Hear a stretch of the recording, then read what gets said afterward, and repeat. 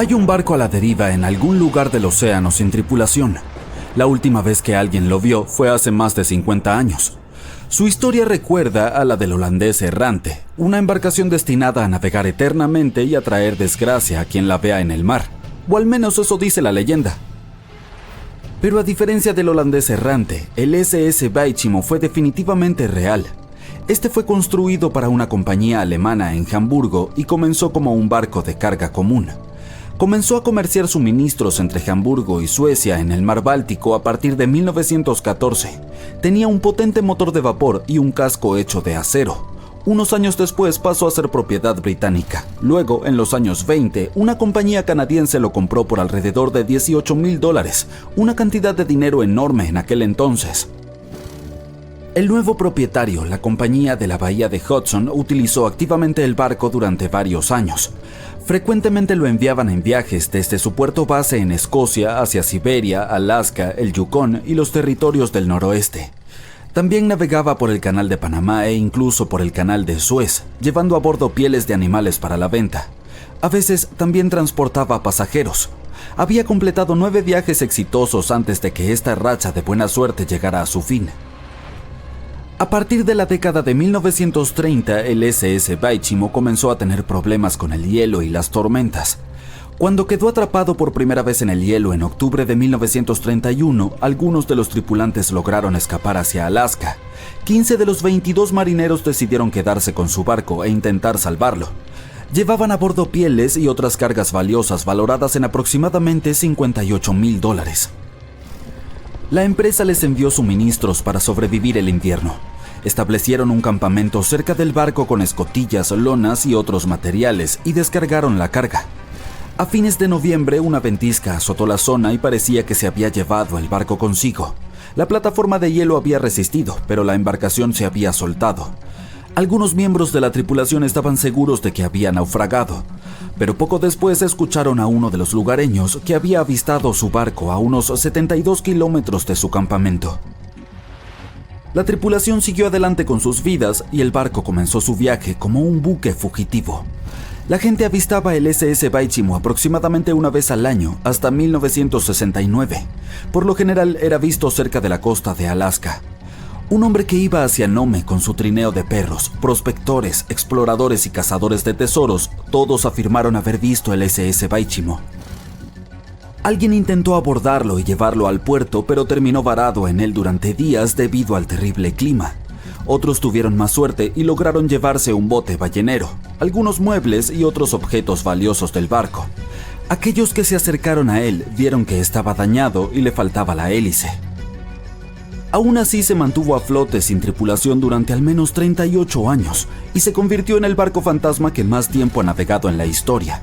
En 2006, las autoridades de Alaska iniciaron un proyecto para resolver el misterio del barco fantasma del Ártico y finalmente encontrar al SS Baichimo, ya fuera sobre o bajo el agua. Sin embargo, hasta ahora no se ha tenido éxito. El SS Baichimo sigue siendo uno de los aproximadamente 4,000 barcos que han desaparecido frente a las costas de Alaska. Si la leyenda del siglo XVII no miente, este barco fantasma podría estar navegando en algún lugar junto al holandés errante. Esta embarcación, también llamada holandés volador, pertenecía a la Compañía Neerlandesa de las Indias Orientales. Su capitán logró hacer lo imposible para esa época y navegó de los Países Bajos a Indonesia en solo 3 meses. Decían que volaba sobre el mar y algunas lenguas maliciosas explicaban que había hecho un pacto con las fuerzas del mal para lograrlo. Una vez, cuando el barco navegaba de regreso a casa, su capitán y la tripulación desaparecieron sin dejar rastro. Hay muchas versiones sobre lo que les ocurrió. Una de las primeras dice que intentó entrar al puerto en el Cabo de Buena Esperanza. Se encontró con una terrible tormenta y se hundió, ya que no había capitán que pudiera salvarlo. Otra leyenda cuenta que el capitán se negó a obedecer a los cielos para dejar que el barco se hundiera durante la tormenta. Entonces una espantosa forma luminosa golpeó la embarcación y a la tripulación, y desde entonces fue condenada a vagar eternamente sin descanso. Muchos marineros han afirmado haber avistado al holandés errante. El duque de York, quien se convertiría en rey de Inglaterra, mencionó haberlo visto en aguas australianas. Justo después de avistar el barco, el hombre que lo vio primero cayó desde lo alto de un mástil y no sobrevivió. Hubo más encuentros con este barco legendario hasta mediados del siglo XX. Las embarcaciones casi colisionaban con él cuando el holandés aparecía de la nada. Los científicos tienen una explicación más lógica para este misterio: la Fata Morgana, que no debe confundirse con Hakuna Matata, por cierto. Cuando estás en el mar en un día caluroso y el aire está todo ondulado, se siente como cuando miras la carretera en un día de verano abrasador. Eso se debe a algo llamado refracción atmosférica. Cuando la luz pasa a través de diferentes capas de aire con distintas temperaturas y densidades, se dobla y retuerce. A veces, bajo ciertas condiciones, esta flexión de la luz puede crear ilusiones ópticas realmente bizarras sobre el océano, como avistamientos del holandés volador. El fenómeno de la Fata Morgana puede hacer que los objetos distantes parezcan distorsionados, estirados o incluso elevados por encima del horizonte. Entonces puedes ver un barco a lo lejos, pero debido a la manera en que se dobla la luz, parecerá que está flotando sobre el agua o incluso desapareciendo y reapareciendo. La Fata Morgana se observa más comúnmente en las regiones polares, en especial sobre grandes extensiones de hielo que mantienen una temperatura baja uniforme. Sin embargo, puedes verla en cualquier lugar, incluso en desiertos y sobre lagos en días calurosos. Las primeras historias sobre barcos fantasma se remontan a la mitología griega y romana antigua. Uno de los barcos fantasma más famosos de la historia es el Mari Celeste. Este bergantín viajaba de Nueva York a Génova y estaba completamente abastecido de provisiones, pero no tenía tripulación cuando fue descubierto en el Océano Atlántico en 1872. Las pertenencias personales de la tripulación también estaban allí, completamente intactas. La última anotación en su bitácora se había hecho 10 días antes. Todavía no sabemos qué le sucedió a su tripulación, pero el barco ha inspirado muchas historias y leyendas escalofriantes. La Lady Lovibond fue otra goleta legendaria que se cree naufragó frente a la costa de Kent a mediados del siglo XVIII. La historia cuenta que el capitán del barco, Simon Reed, acababa de casarse, por lo que llevó a su esposa a bordo para un crucero de celebración a pesar de la superstición de que podría traer mala suerte. Estaban de camino a Portugal cuando el primer oficial, quien también estaba enamorado de la nueva esposa del capitán, enloqueció por celos. Atacó a otro miembro de la tripulación y luego tomó el timón y dirigió el barco directamente hacia los temidos bancos de arena de Goodwin. Nadie a bordo sobrevivió y se dice que el bergantín reaparece como un barco fantasma cada 50 años. En la actualidad, muchas embarcaciones son abandonadas de forma intencional y se convierten en barcos fantasma. Hay miles de ellas flotando en ríos, lagos, canales y aguas costeras de Estados Unidos. Algunas personas pierden sus barcos en tormentas y otros fenómenos meteorológicos extremos. Otras deben abandonarlos porque mantenerlos puede costar el 10% del precio de la embarcación. Además, el amarre de un barco puede sumar varios miles de dólares cada año. Muchas embarcaciones son construidas con fibra de vidrio, por lo que un propietario no puede simplemente reciclarlas como chatarra. Strange things occur in the cold waters of Antarctica. One of these things happened to a ship called Jenny. It was a small schooner whose history began in 1822. The boat and its crew set sail and disappeared a year later. For 18 years, the ship was considered sunk. People forgot about it, but in 1840, the vessel reminded the world of itself. That year, the whaling ship Hope sailed through the Drake Channel in Antarctica. The crew members noticed a ship among icebergs. It was the schooner Jenny. It was floating slowly in the dark, with no signs of life. The captain of the Hope, Mr. Brighton, gave the order to approach the mysterious vessel. They thought it was some creepy ghost ship, but as they came closer, they noticed crew members on the deck. The sailors of the Hope called out to them, but received no answer. This time, it became clear that something terrible had happened to the Jenny. When Brighton boarded, he realized that the Jenny crew members weren't missing. They were here. Frozen people stood like statues. Brighton went down to the lower deck and found the captain. He was sitting frozen at the table, holding a pen. Brighton looked at the logbook.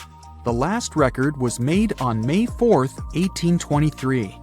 The captain wrote that he was the only living member of the crew. They spent 71 days without food. It seemed that the ship got lost in the sea.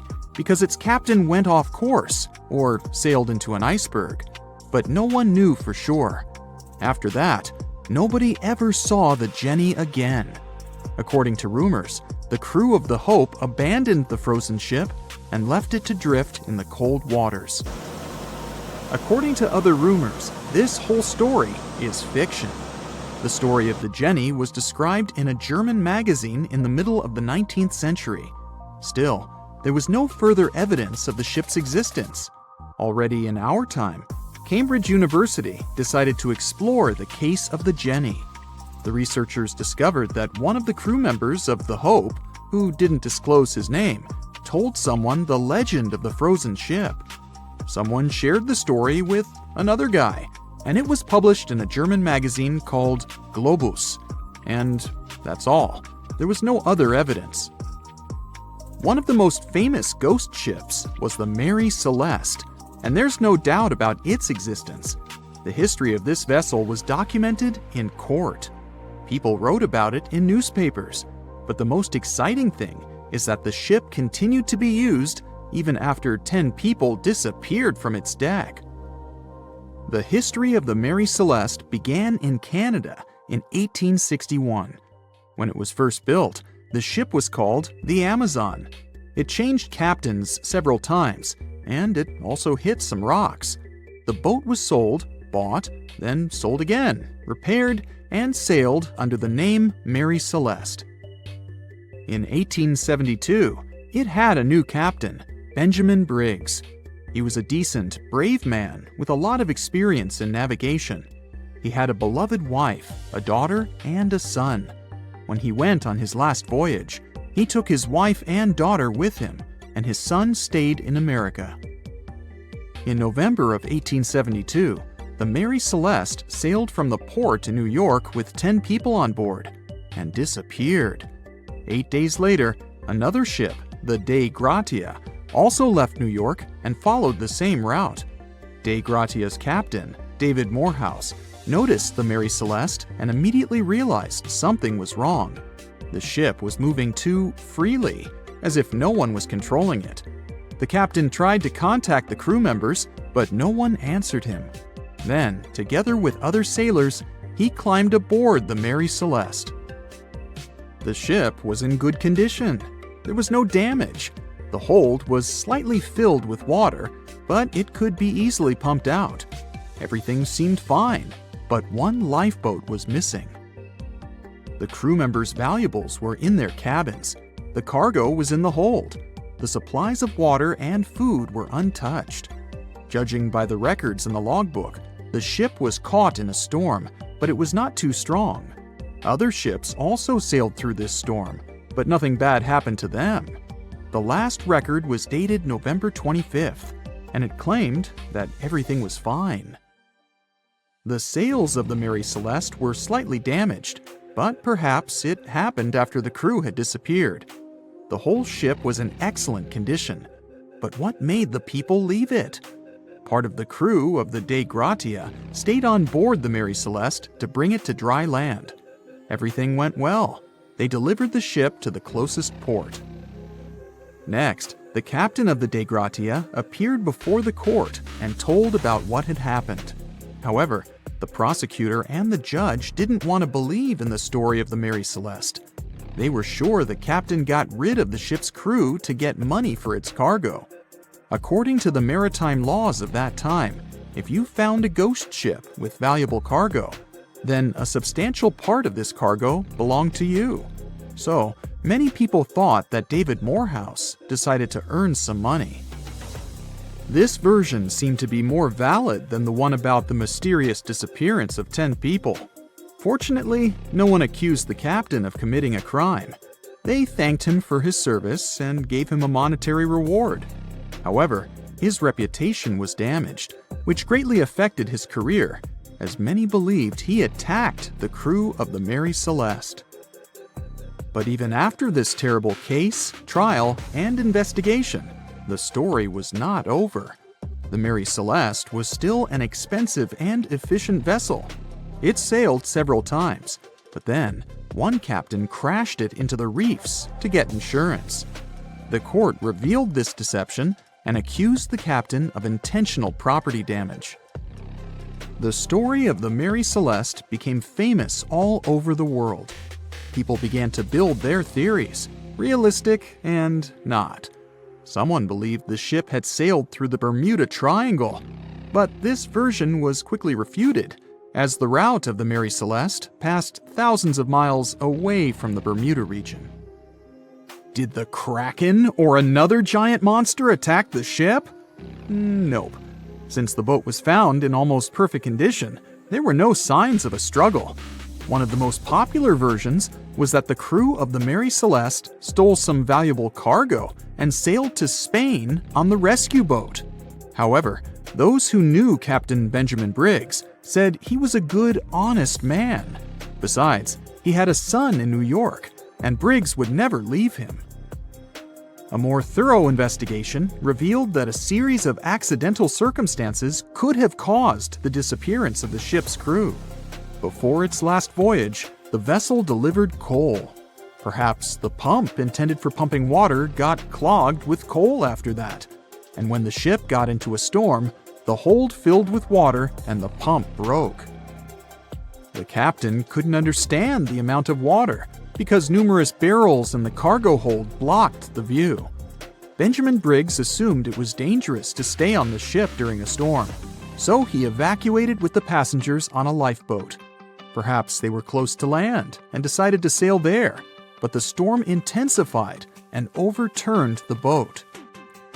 Also, one record in the log journal said that the chronometer was faulty.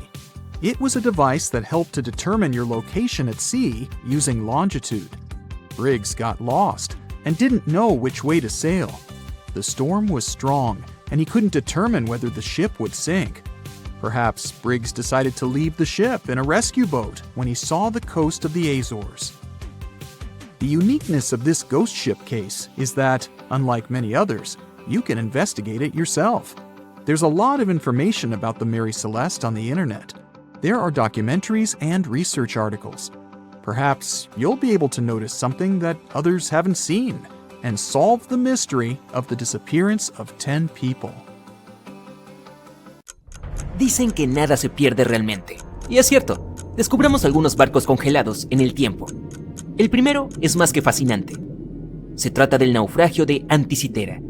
Es un barco comercial griego del siglo I a.C. Se encuentra en el lado este de la isla griega de Anticitera, en el punto de unión de los mares Egeo y Mediterráneo.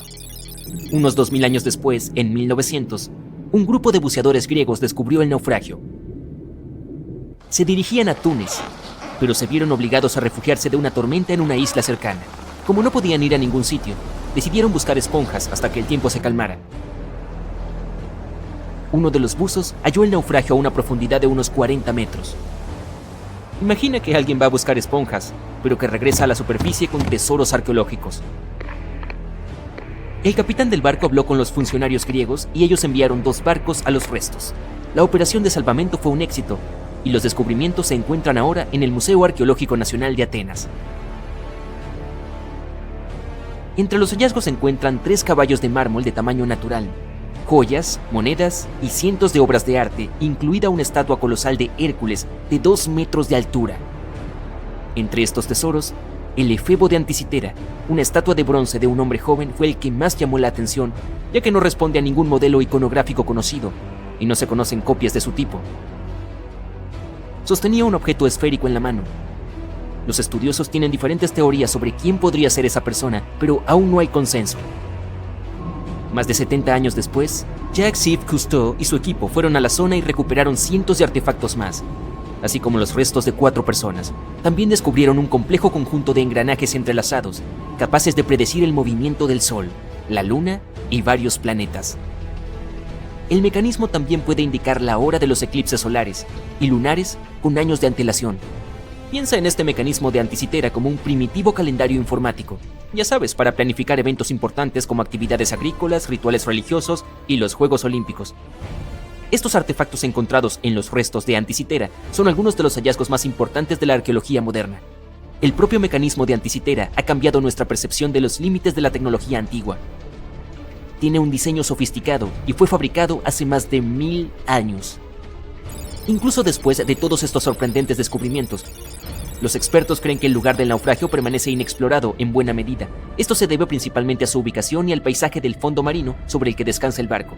El pecio es demasiado profundo para los buceadores, pero también demasiado poco profundo para usar algo como un sumergible. Un estudio realizado en el fondo marino en 2012 mostró evidencias de un segundo pecio a unos 250 metros al sur. Está claro que esta zona tiene mucho que ofrecer a la humanidad. ¿Qué habría pasado si esos recolectores de esponjas no hubieran viajado allí? Los científicos encontraron un barco naufragado en la Antártida, en el fondo del mar de Weddell, 107 años después de su hundimiento. El nombre del barco era Endurance, y era el barco perdido del explorador antártico Sir Ernest Shackleton. Los científicos que pusieron sus ojos en él décadas después dicen que se encuentra entre los mayores naufragios no recuperados de la historia, así que filmaron todo el descubrimiento. El video revela los restos del Endurance y demuestra que sigue en un estado extraordinario. Lleva más de un siglo sumergido a 3 kilómetros de profundidad, pero es como si se hubiera hundido hace muy poco. La historia es la siguiente. El barco fue aplastado por el hielo y se hundió en 1915. Shackleton y sus compañeros tuvieron que escapar en pequeños botes salvavidas. A partir de entonces, todo era cuestión de supervivencia. Shackleton logró poner a su tripulación a salvo, pero el barco se hundió. Sí, es una historia impresionante, aunque ¿por qué los científicos aprecian tanto este barco?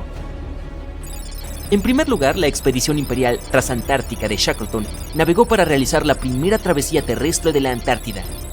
Sí, la tripulación quedó atrapada en el hielo, pero la intención era importante.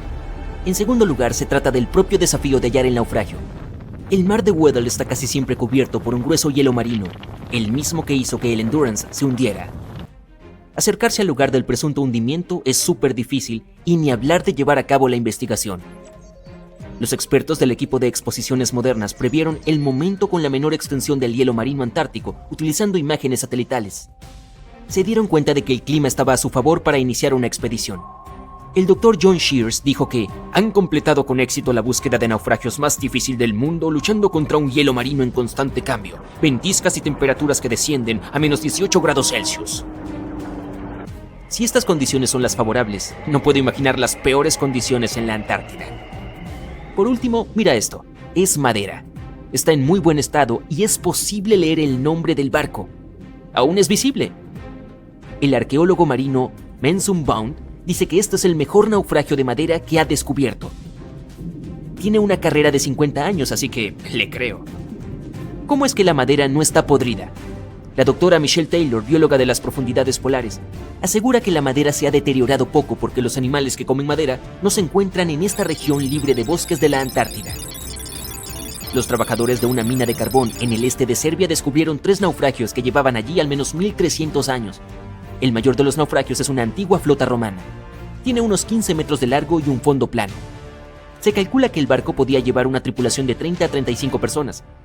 Y observando el casco se pueden ver las marcas de las reparaciones. Vaya, tuvo una larga carrera. Nos ofrece un panorama de la vida hace más de 1000 años. Las 2 embarcaciones más pequeñas, por otro lado, coinciden con las descripciones de barcos utilizados por grupos eslavos para atacar la frontera romana. Han sido descubiertas debajo del lodo y la arcilla en el lecho de un antiguo río. Al parecer, en aquellos tiempos había una base romana en un lugar llamado Viminacium. Curiosamente, Viminacium era una capital de provincia con unos 40.000 habitantes en el siglo IV después de Cristo. A modo de comparación, era aún más grande que Pompeya. La mina de carbón de Kostolac es un centro de joyas ocultas. Los arqueólogos ya habían encontrado aquí pruebas de actividad humana y animal. Por ejemplo, en 2012 los expertos hallaron huesos de al menos 5 mamuts lanudos que se extinguieron hace unos 10.000 años. Unos arqueólogos han encontrado un barco 150 años después de su desaparición en las aguas del Ártico canadiense. Este buque mercante se llama HMS Investigator. Fue adquirido en 1848 para buscar el barco del explorador Sir John Franklin, que se perdió en la expedición del Paso del Noroeste. Así, el HMS Investigator partió de Gran Bretaña en 1850 para esta operación de rescate, dirigida por Robert McClure.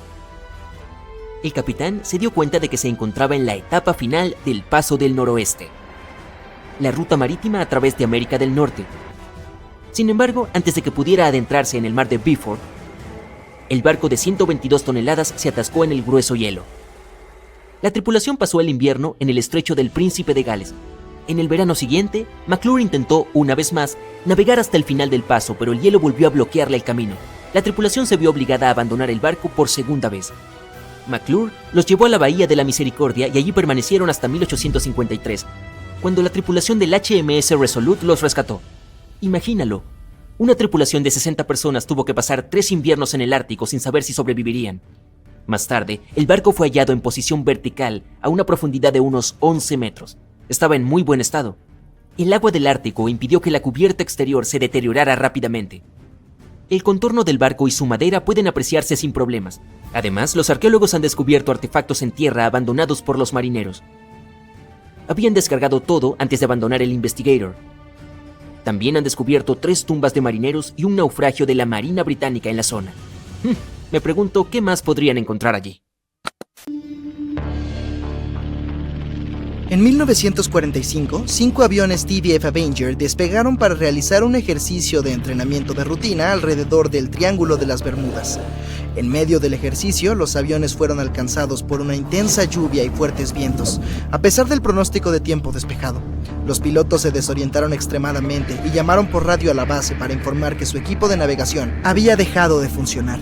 Lo último que escuchó la base fue: "Cuando un avión tenga menos de 37 litros de combustible, bajaremos todos juntos". Y luego, silencio. Los 5 aviones y sus 14 tripulantes nunca más fueron vistos ni se volvió a oír de ellos. En su primer viaje al Nuevo Mundo en 1492, Cristóbal Colón navegó por el Triángulo de las Bermudas. Informó que una noche, cuando estaba en la cubierta del barco, notó que aparecía una luz gigante en la distancia, diferente a todo lo que había visto antes. Colón miró su brújula en busca de dirección, pero esta emitía lecturas erráticas. Es posible que hayas notado que el Triángulo de las Bermudas no aparece en ningún mapa mundial.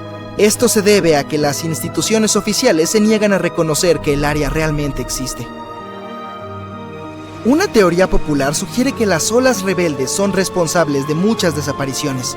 Los científicos las llaman olas de tormenta extremas. Ocurren cuando diferentes patrones climáticos suceden al mismo tiempo y causan olas grandes e inesperadas. Los testigos dicen que parecen gigantescas paredes de agua. Estas olas podrían explicar por qué los barcos se hunden rápido y sin dejar rastro. El Triángulo de las Bermudas tiene un clima bastante intenso e inestable. Las tormentas se acumulan rápida e inesperadamente y desaparecen poco después. Si parpadeas, es posible que te lo pierdas. Esto podría explicar por qué se emiten pocas señales de socorro. Los pilotos y los marineros nunca ven venir el cambio de clima. Nadie sabe exactamente cuántos barcos y aviones han desaparecido en el Triángulo de las Bermudas. La estimación aproximada es de 50 barcos y 20 aviones.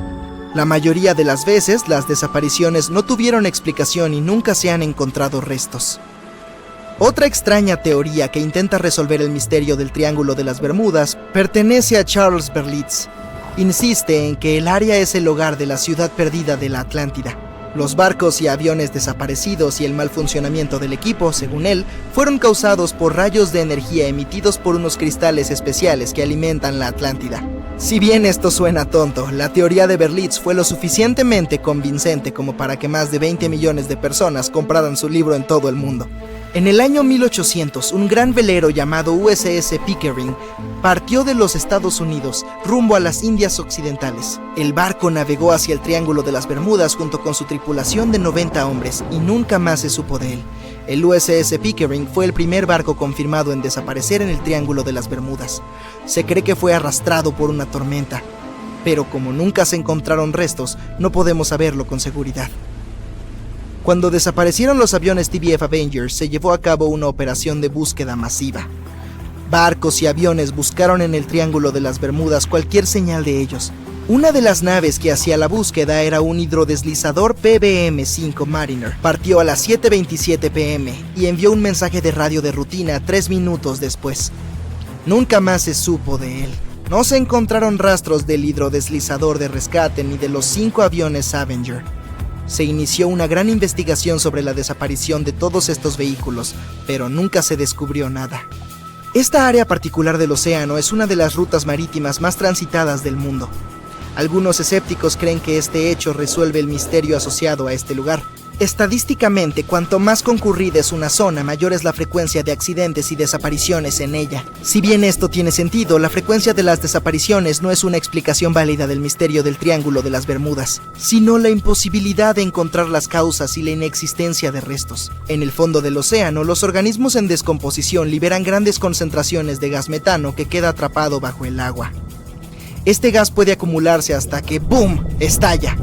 El gas sube a la superficie y entra en erupción. Si un barco estuviera en el área de uno de estos estallidos, el agua se volvería mucho menos densa y haría que el barco se hundiera rápidamente. Los científicos creen que esta podría ser la causa de las muchas desapariciones en el Triángulo de las Bermudas. Si bien esta teoría tiene mucho sentido, no parece muy probable. El Servicio Geológico de los Estados Unidos ha declarado que no se cree que se hayan producido grandes liberaciones de gas en esta área en los últimos 15.000 años. El fondo del océano está hecho de rocas que contienen mucha magnetita. No como los imanes que pones en tu refrigerador para recordar ese hermoso viaje a París. Es más como el hierro. Los campos magnéticos reaccionan a la alta concentración de magnetita en el fondo del océano, lo que puede iniciar una especie de conflicto entre los dos. A menudo puede provocar diversas anomalías climáticas y, como resultado, problemas de navegación y, naturalmente, cualquier cambio en el fondo del océano o en los campos magnéticos de la Tierra influye mucho en el Triángulo de las Bermudas. Dado que el campo magnético se mueve constantemente, también podría estar llevándose el Triángulo de las Bermudas. Ahora que la gente sabe dónde está el triángulo, es fácil evitarlo. Supuestamente se mueve hacia el este junto con los polos magnéticos. Pero los científicos aún no pueden responder dónde estará exactamente en un par de años. Algunas personas culpan de todos los desastres a la actividad paranormal extraterrestre. Otros suponen que se trata de fenómenos naturales furiosos. Hay otro triángulo en el lago Michigan, al igual que el que está cerca de las Bermudas. El Triángulo de Michigan obtuvo su mala reputación por algunas desapariciones. La primera registrada data de 1679. Un barco grande, uno de los más grandes de la época, partió en una expedición, pero una vez que entró en el Triángulo Siniestro, nunca regresó. Mucho después, un avión desapareció en este triángulo. Los cielos suelen estar muy despejados ahí, pero en 1883 algunas personas presenciaron cosas anormales en el área. Afirman haber visto grandes bloques de hielo cayendo del cielo, y la tripulación incluso logró salvar uno como prueba contundente. Mientras tanto, un área misteriosa en el Océano Pacífico tiene otro triángulo siniestro. Frente a la costa sur de Japón, no muy lejos de Tokio, hay un mar donde muchos barcos conocieron su final. Desaparecieron sin dejar rastro. Lo llaman el Triángulo del Dragón. Algunos científicos creen que la causa de las anomalías son los cambios ambientales. También hay una concentración muy alta de hidratos de metano en el fondo del océano en el área del Triángulo del Pacífico. Te estás desviando de tu rumbo original, navegando en la dirección equivocada. El Mar Caribe, salpicado de pequeñas islas, está cerca del triángulo. El lecho marino aquí no es profundo, así que ahora el barco está atascado en un bajío y no tienes idea de dónde estás. Si este fuera el siglo XXI, el capitán del barco podría llegar a la costa usando GPS y otra navegación moderna. Pero lo más interesante es que la brújula funcionaría correctamente esta vez, ya que el polo norte magnético hace tiempo que no coincide con el verdadero en el territorio del Triángulo de las Bermudas. La línea agónica está en algún lugar lejos de aquí. Hoy en día no hay problemas con la navegación, pero por alguna razón aquí es donde desaparecen los barcos. De hecho, no solo aquí.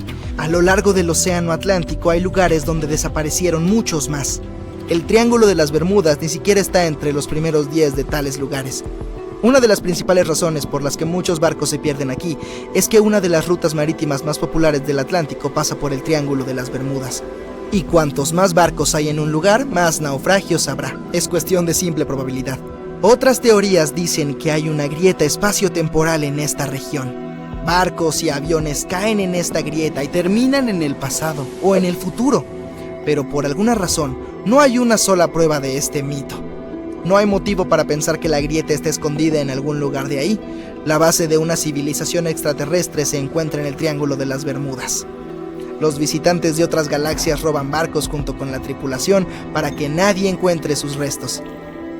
Este también es un mito popular que no tiene justificación científica. El Kraken vive en algún lugar del triángulo. Es un calamar enorme que hunde barcos y también es una leyenda que se cuentan los marineros. Sin embargo, los calamares gigantes viven en las profundidades del océano. Pueden crecer hasta el tamaño de medio vagón de tren, pero no se han registrado casos en los que hayan hundido una embarcación de gran tamaño y nunca se han visto en la zona del Triángulo de las Bermudas. En el pasado, la gente no sabía de la existencia de estas criaturas, así que cuando las vieron por primera vez, las describieron como monstruos enormes y terribles.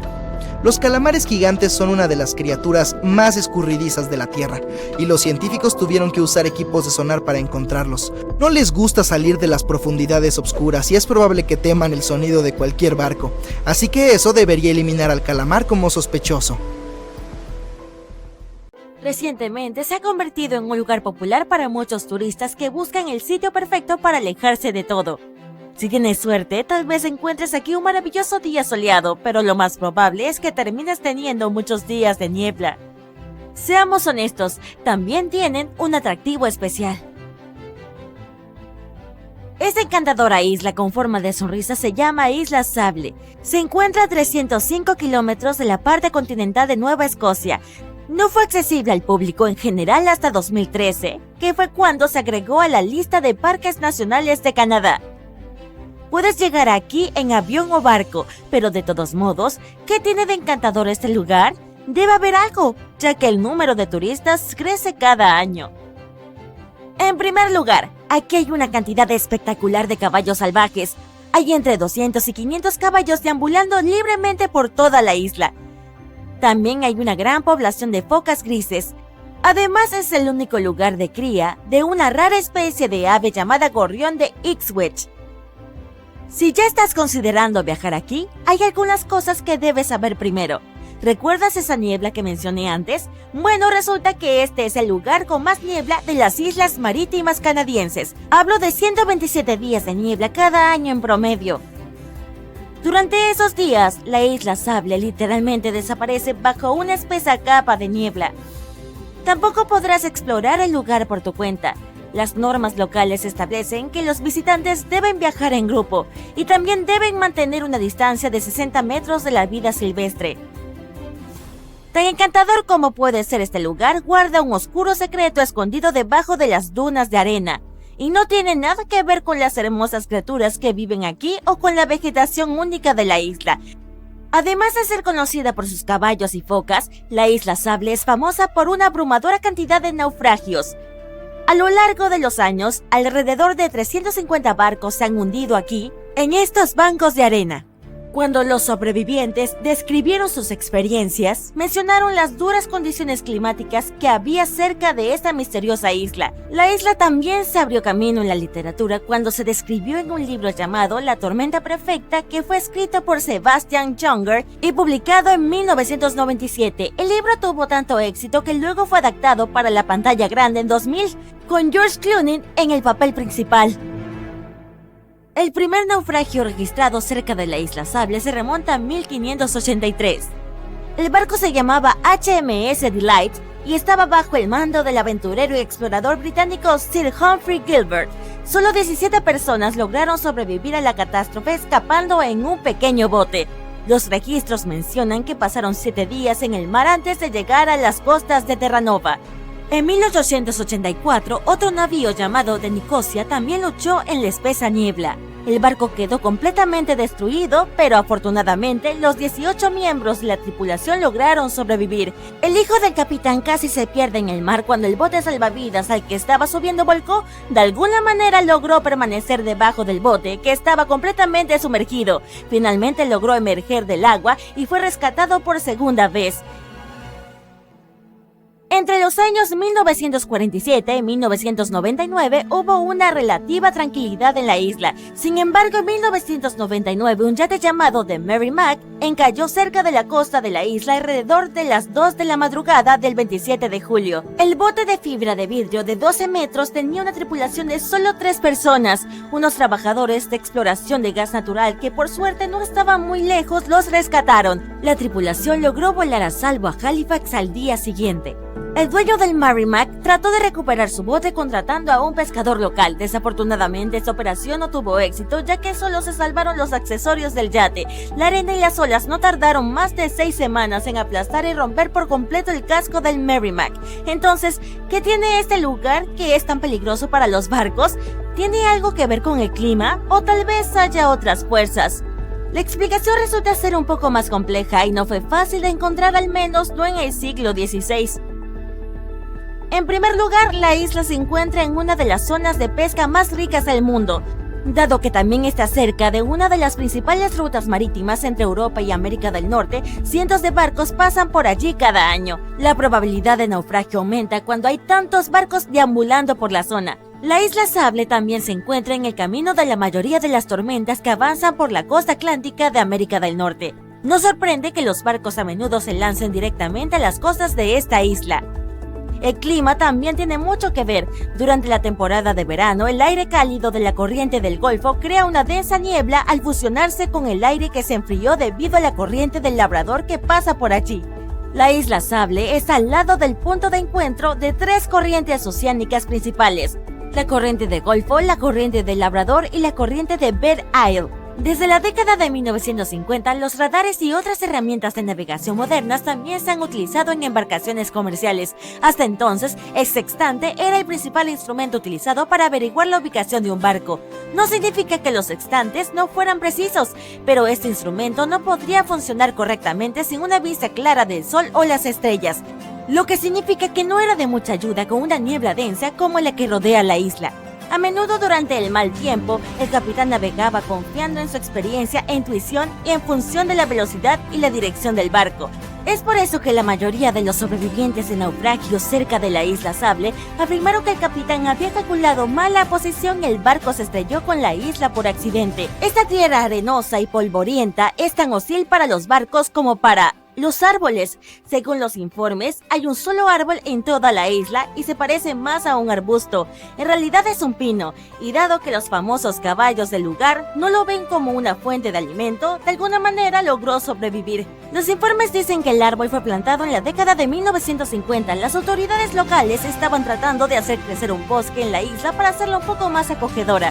Han plantado decenas de miles de árboles a lo largo de los años, más de 69,000 árboles de hoja perenne, 600 árboles frutales y alrededor de 25 kilogramos de semillas de pino, junto con otras plantas que podrían sobrevivir a las condiciones de la isla. Pero no fueron rival para el clima extremo y el suelo arenoso. De todas esas plantas, solo un pino sigue vivo. Gracias a su resistencia, se ha convertido incluso en un símbolo de la isla Sable. Curiosamente, durante unos 40 años, la isla también tuvo un solo habitante. ¿Te imaginas eso? ¿Una persona viviendo en una isla remota durante tantas décadas? Es la historia de una mujer llamada Zoe Lucas. Ella eligió rodearse de los únicos otros residentes en la isla, los caballos, las focas grises y las numerosas especies de aves. Esta estimada naturalista mencionó en una entrevista que dio en 2017 que estaba acostumbrada a vivir en la isla y que nunca se sintió sola. Para sobrevivir aquí, tuvo que armar un kit esencial. Incluía un cuaderno para tomar notas y un par de binoculares para estudiar la vida salvaje. Puedes dar por hecho que no estaba asustada por el entorno intimidante, ya que finalmente decidió llamar hogar a este lugar. Al principio, Zoe quería acampar en un extremo de la isla, cerca de unos edificios abandonados, pero finalmente se instaló en una casa de madera cerca de un montón de dunas. Una institución canadiense llamada Servicio Meteorológico de Canadá armó esta construcción simple en la década de 1940. Force Canada opera el edificio en estos días. El trabajo de Zoe incluyó la recopilación de la mayor cantidad posible de datos sobre la población de caballos. Estos datos podrían ayudar a comprender mejor cómo lograron adaptarse al entorno hostil. También colaboró recogiendo los escombros que han llegado hasta la orilla para medir la contaminación. Entre toda la basura que recogió había un frigorífico y un cajón lleno de pimientos frescos. Algunos otros especialistas finalmente comenzaron a trabajar en turnos rotativos en la isla Sable para ofrecerle a la valiente mujer un poco de compañía de vez en cuando. Si ya estamos felices de encontrar unos cuantos pesos que olvidamos en los bolsillos, Imagínate toparte con 13 millones de dólares en un lugar donde jamás lo esperarías. Eso es exactamente lo que le pasó a un grupo de mineros de diamantes trabajando en el desierto de Namibia. En 2008, encontraron este tesoro increíble dentro de un naufragio que ocurrió hace más de 500 años. Y la historia detrás de este barco abandonado está llena de misterios. Todo empezó en 1533. Cuando los portugueses construyeron este barco comercial especial. Se creía que este modelo era parte de una nueva clase de embarcaciones que eran más grandes, más eficientes y más resistentes que las anteriores. Portugal realmente necesitaba eso, ya que estaban dominando el comercio por todos los mares en ese momento. Así que el propósito principal de este barco era apoyar esas expediciones de larga distancia durante esta era súper próspera. El 7 de marzo, los portugueses decidieron probar su impresionante barco nuevo. Y en ese fresco día de primavera, grandes embarcaciones navegaron por el río Tajo hacia el Atlántico, con las banderas ondeando y telas coloridas colgando de sus altos mástiles. Ahí se fueron, dejando Lisboa, la capital de Portugal, y dirigiéndose hacia el oeste de India. Al menos, eso es lo que piensan los investigadores, ya que era una ruta bastante común para ellos en ese entonces. La mayoría de las veces, los portugueses buscaban especias. A principios del 1500, era bastante difícil encontrar cosas como canela, jengibre, clavos, pimienta negra y cúrcuma en Europa, así que tenían que ir a India por ellas. Desafortunadamente, uno de los barcos nunca llegó a su destino final. De hecho, para desesperación de la corte portuguesa, esta embarcación desapareció por completo, sin dejar rastro del naufragio. Y nunca encontraron a ninguna de las aproximadamente 300 personas a bordo. ¿Será que se desviaron tanto del rumbo que terminaron en las Américas o en alguna isla en el camino? Bueno, todo era posible. Y el barco, junto con el misterio de su desaparición, se volvió legendario. Adelantémonos más de 500 años hasta 2008. Los mineros de diamantes estaban haciendo lo suyo en una costa cerca de Oranjemund, cuando empezaron a encontrar cosas raras mientras excavaban, como pedazos de metal, madera e incluso objetos extraños que parecían tubos de bronce. Eso definitivamente era raro, así que llamaron a un arqueólogo para averiguar qué estaba pasando. Cuando llegó el arqueólogo, notó todo tipo de pedazos extraños y piezas viejas esparcidas por ahí. Poco a poco, empezó a identificar esas cosas. Primero, colmillos de elefante. Luego, una pieza de artillería de 500 años. De repente, cayó en cuenta. Esto definitivamente era un naufragio. Pero lo que el arqueólogo no se dio cuenta en ese momento, era que este naufragio resultó ser uno de los más importantes jamás encontrados. En ese entonces, no fue nada fácil convencer a la compañía minera de que los arqueólogos tenían que seguir explorando el sitio. Pero por suerte lo lograron, porque al 6º día de búsqueda, encontraron un tesoro. Y, literalmente, llenaron sus sombreros con más de 11 kilos de una mezcla de monedas de oro españolas y portuguesas. Resulta que este viejo barco abandonado estaba cargado con oro, estaño, colmillos de marfil y más de 18.000 kilos de lingotes de cobre cuando tuvo su trágico y acuático final. De hecho, los especialistas creen que los lingotes de cobre jugaron un papel clave en mantener el naufragio tan bien conservado. La primera razón es medio obvia. Los lingotes de cobre pesaban todo hacia abajo, manteniendo los restos del naufragio en el fondo del océano. Y eso fue genial, porque 5 siglos de tormentas y olas se habrían llevado todo. Pero los lingotes de cobre también fueron importantes por otra razón. Los peces y otras criaturas marinas podrían darse un festín con madera, sacos de yute y zapatos de cuero. Pero el cobre realmente les quita el apetito, lo que significa que muchas cosas sobrevivieron esos 500 años en el fondo del mar, cuando realmente no deberían haberlo hecho. Así que sí, contra todo pronóstico, el tesoro se conservó, y en excelentes condiciones. El oro se veía brillante e intacto. Aunque es imposible probar sin lugar a dudas que acababan de encontrar la legendaria embarcación portuguesa, toda la evidencia apunta a que sí, la encontraron. Una pieza de evidencia viene de un antiguo libro portugués, que dice que entre 1525 y 1600, 21 barcos se perdieron camino a India. Y uno de ellos de hecho se hundió en algún lugar cerca de Namibia, perdiéndose en la vuelta del Cabo de Buena Esperanza. ¡Bingo! Desde ese momento, Los expertos han estado revisando los restos, midiendo, fotografiando y escaneando el sitio milímetro por milímetro con un escáner láser tridimensional de alta tecnología. Su objetivo era descubrir qué le pasó a este barco, o al menos acercarse a la verdad. La primera pregunta que tenían que responder era: ¿por qué estaba este barco tan cerca de la costa de Namibia? Estamos hablando de grandes marineros que probablemente sabían que ese tramo de costa era famoso por sus tormentas y niebla. ¿Qué pasó entonces? Parece que unos 4 meses después de su gran partida de Lisboa, la flota fue golpeada y dispersada por una enorme tormenta. Así que la explicación más probable es que la combinación de mal clima y carga pesada obligó al capitán a encallar el barco a propósito. Según una teoría, soltó las anclas delanteras y lentamente varó el barco. Luego golpeó una roca submarina en las olas, se volcó con las grandes olas, y todos los intentos de liberarlo fallaron. Empezó a desarmarse, comenzando por la estructura superior.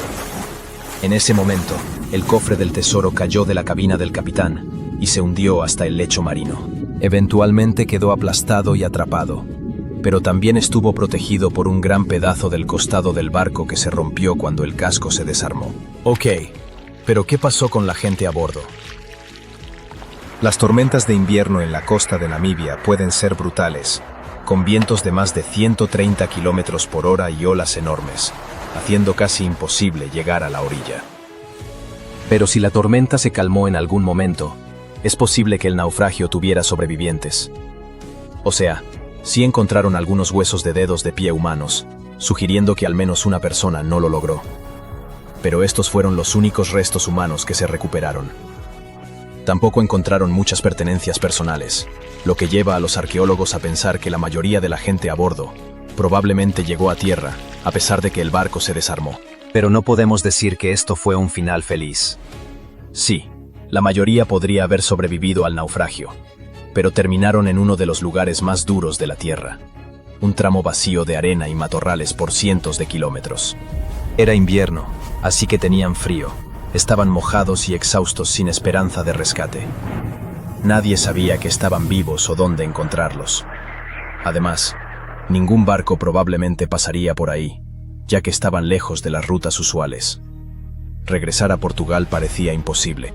Después de la primera ronda de exploración, los investigadores encontraron que los restos del barco estaban esparcidos en 3 grandes secciones a lo largo de la costa de Namibia. Al final, se recuperaron más de 40 toneladas de carga del sitio, y se encontraron y catalogaron miles de diferentes artefactos, incluyendo plomo, estaño, textiles e incluso algunos instrumentos astronómicos. Así que tal vez te estés preguntando, ¿quién se quedó con el oro? Solo diré que no fue para los mineros ni los arqueólogos. Según los investigadores involucrados, cada moneda fue entregada al gobierno de Namibia. Después de todo, ese es el procedimiento usual para barcos aleatorios encontrados en la playa. Pero este caso no era tan simple porque hay una excepción a esta regla. Si el barco encontrado es un barco estatal, el país que lo posee tiene derecho a recibir el tesoro. En otras palabras, todo lo que encontraron dentro de esta vieja embarcación abandonada, en realidad le pertenecía a Portugal, sin importar que todo pasó hace siglos. Pero los líderes portugueses aparentemente permitieron que Namibia se quedara con todo. El año era 1865. Fue un auge de migración a nivel mundial, con nuevos lugares descubiertos y muchos asentamientos creados. Sin aviones como los que tenemos ahora, un barco era la única manera de escapar de la vida antigua y emprender un viaje hacia un futuro nuevo, y con suerte, más brillante. Así que, una aventura como esa era algo bastante común de hacer. Más de 500 inmigrantes llegaron seguros a Queensland y se suponía que el barco regresaría a Londres algún tiempo después. Fue realmente un largo viaje, pero no muchas personas estaban dispuestas a volver a Inglaterra. Después de todo, habían elegido ir a Australia para comenzar una vida completamente nueva, así que era natural que la embarcación regresara casi vacía. Sin embargo, el viaje de regreso fue aún bastante lucrativo, gracias a la carga que el barco podía transportar. La cantidad de productos lista para ser enviada era significativa, compuesta principalmente de lana impregnada en arsénico, sebo y pieles. Fue como matar 2 pájaros de un tiro. La tripulación no solo podría pasar el invierno cálidamente en Australia mientras Inglaterra soportaba el frío intenso, sino que tampoco desperdiciaría su tiempo. Con la gran cantidad de productos que debían cargar, les tomaría alrededor de 3 meses completar esa tarea. Comenzaron a difundirse informes de que el Fiery Star casi había terminado de ser cargado, pero resultó ser que la evaluación fue un poco demasiado optimista. Para pasar el tiempo, el capitán Yule pensó que sería una buena idea contactar con la Sociedad de Aclimatación y ofrecer su ayuda para transportar cualquier animal que quisieran enviar a Inglaterra en el Fiery Star. Ya tenía algunos emus y canguros a bordo, pero todavía había espacio. La sociedad realizó una votación y estuvieron completamente a bordo con la idea. Pensaron que enviar algunas talegallas sería un gran plan.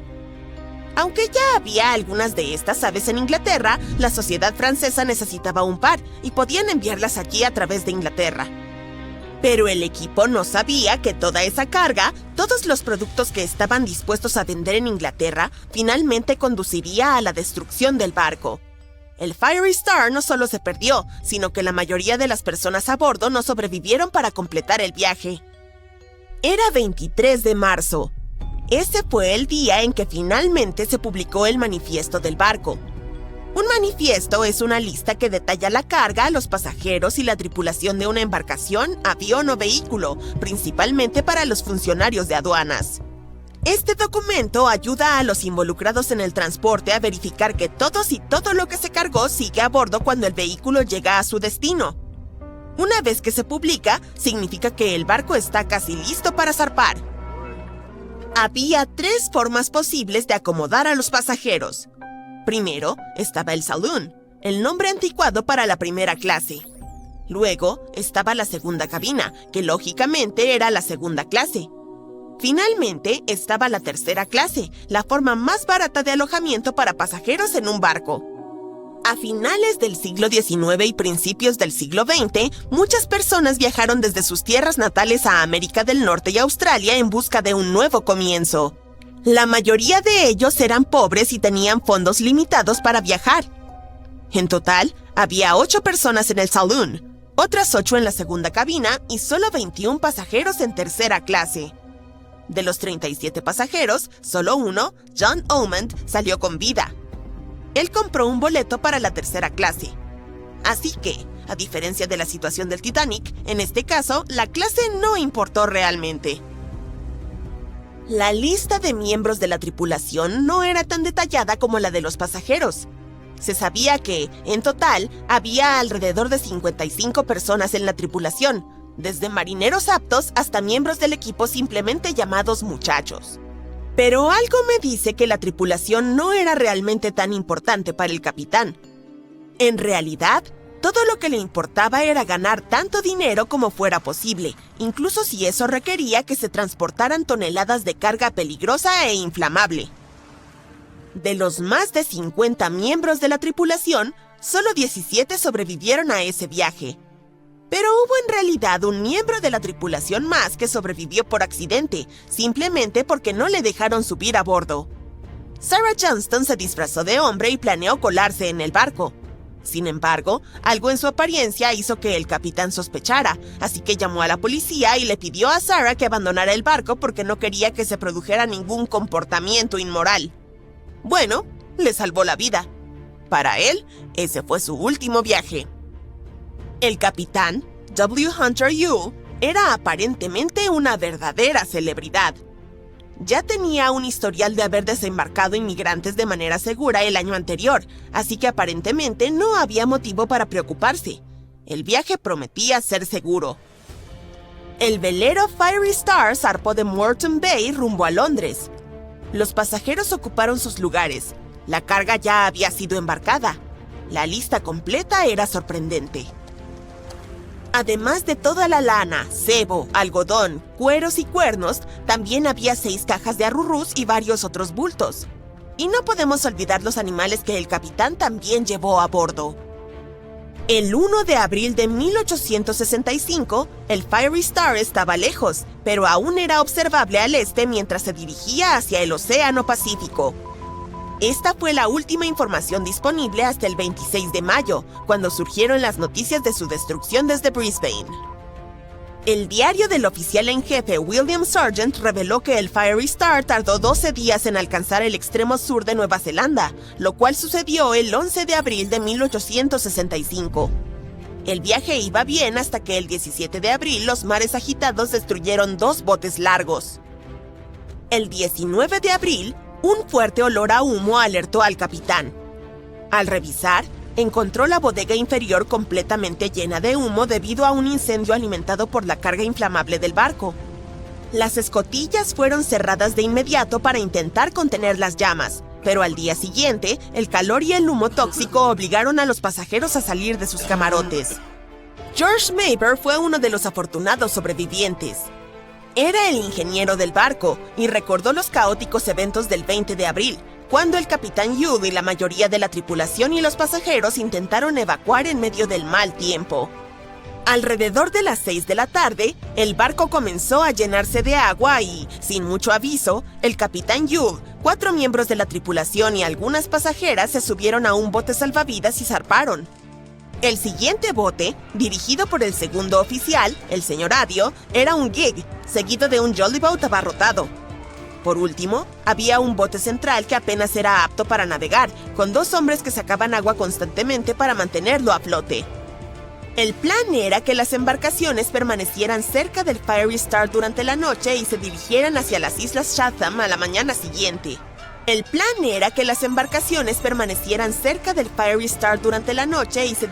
hacia las Islas Chatham a la mañana siguiente. Pero al amanecer del 21 de abril, los 4 botes habían desaparecido sin dejar rastro. En el barco en llamas había 17 miembros de la tripulación y el pasajero John Omand, quienes se unieron bajo el liderazgo del primer oficial William Sargent. Durante 5 días y noches, George Mayber estuvo bombeando agua sobre el fuego sin descansar. Se ofreció voluntariamente a bajar por la escotilla de proa con una cuerda alrededor y un pañuelo sobre la boca. Descubrió que el palo de trinquete se había quemado a lo largo de unos 18 centímetros y el lado de babor estaba gravemente dañado, por lo que parecía